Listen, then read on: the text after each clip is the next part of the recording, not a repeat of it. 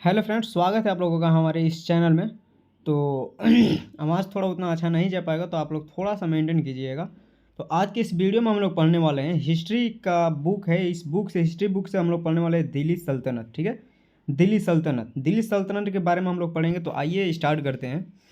दोस्तों, हमारे दिल्ली सल्तनत का जो शासनकाल था, वो दिल्ली सल्तनत का शासनकाल 1206 ईस्वी से लेकर के 1526 ईस्वी तक था। 1206 ईस्वी से लेकर के 1526 ईस्वी तक था। इसमें हमारा 1206 ईस्वी से लेकर के 1526 ईस्वी तक के कुल 300 वर्षों तक दिल्ली पर मुस्लिम सुल्तानों का शासन रहा।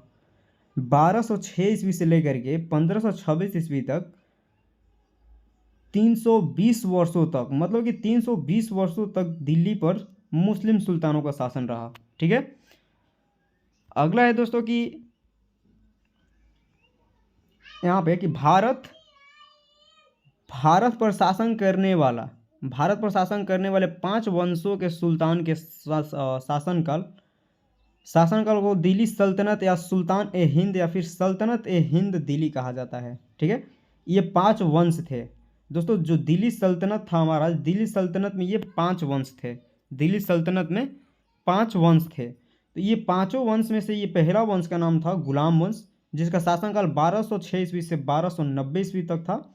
और दूसरा था खिलजी वंश, जिसका शासनकाल 1290 ईस्वी से लेकर के 1320 ईस्वी तक था। और तीसरा था तुगलक वंश, जो कि 1320 ईस्वी से लेकर के 1414 ईस्वी तक था। ठीक है, और हमारा चौथा है सैयद वंश। सैयद वंश दोस्तों 1414 ईस्वी से लेकर के 1451 ईस्वी तक इसका शासनकाल था। पांचवा है लोधी वंश। इस लोधी वंश का शासनकाल दोस्तों 1451 से लेकर के 1526 ईस्वी तक था। तो दोस्तों इसको याद करने का कुछ छोटा सा आसान ट्रिक है, तो उस ट्रिक को हम लोग जानते हैं। इसका ट्रिक है कि इनमें से 4 वंश मूलतः तुर्क थे, जबकि अंतिम वंश अफगान था। ठीक है, तो इस ट्रिक के बारे में आइए जानते हैं। ये देखिए दोस्तों कि ये जो हमारे 4 वंश थे दिल्ली सल्तनत में, इस 4 वंशों को 5 वंशों को याद करने के लिए ये ट्रिक है। तो हमारा ट्रिक है कि गुलाब खिले तो सांस लो, गुलाब खिले तो सांस लो। तो गुलाब खिले तो सांस लो दोस्तों, देखिए गुलाब से यहाँ पे चिन्ह दर्शाया गया है। गुलाब से गुलाम वंश, खिले इसका मतलब खिलजी वंश, और तो से होता है तुगलक वंश, और सांस मतलब होता है सैयद वंश, और लो का मतलब लोधी वंश। ठीक है, अब अगला हमारा दोस्तों है ये ट्रिक संस्थापक का। किस चीज़ का? संस्थापक। ये 5 वंशों में जो ये 5 वंश था हमारा, इस पांचों वंश के संस्थापक कौन कौन थे? तो इसको याद करने का ट्रिक है कि एबक जल गया खीबों से, एबक जल गया खीबों से। तो हमारे एबक का मतलब हो जाएगा कुतुबुद्दीन ऐबक, जल का मतलब कि जलालुद्दीन। ठीक है, और इसके बाद गया का मतलब कि गयासुद्दीन तुगलक, खी का मतलब खिज्र खां, और ब का मतलब कि बहलोल खान लोधी। ठीक है, अब इसके हमारा कार्यकाल का याद करने का दोस्तों ट्रिक है कि तुगलक सखी। कार्यकाल का याद करने का ट्रिक तुगलक सखी। तू से हो जाएगा तुगलक वंश, ग से हो जाएगा गुलाम वंश, ल से हो जाएगा लोधी वंश, और इस क का मतलब कुछ नहीं है दोस्तों। अब यहाँ पे आ जाते हैं स से सैयद वंश, और खी से हो जाएगा खिलजी वंश। ठीक है, तो इतना हमारा था इसमें। और इसमें आगे का देखिए दोस्तों, पढ़ते हैं। पहला हमारा गुलाम वंश था, जो गुलाम वंश, यहाँ पे गुलाम वंश जो है ये पहला गुलाम वंश। तो इस गुलाम वंश को हम लोग सबसे पहले पढ़ेंगे। जो 5 शासन था दिल्ली सल्तनत में, इस गुलाम वंश को सबसे पहले पढ़ते हैं।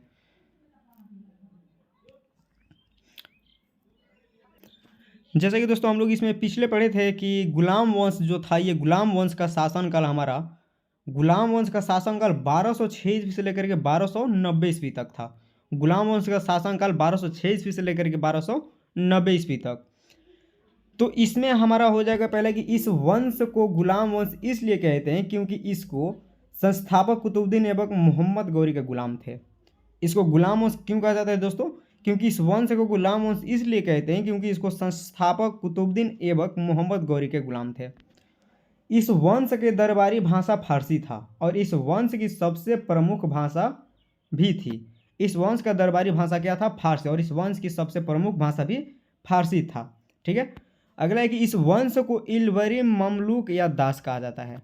इस वंश को इल्वरी ममलूक या दास कहा जाता है। इस वंश का प्रथम शासक कुतुबुद्दीन ऐबक था।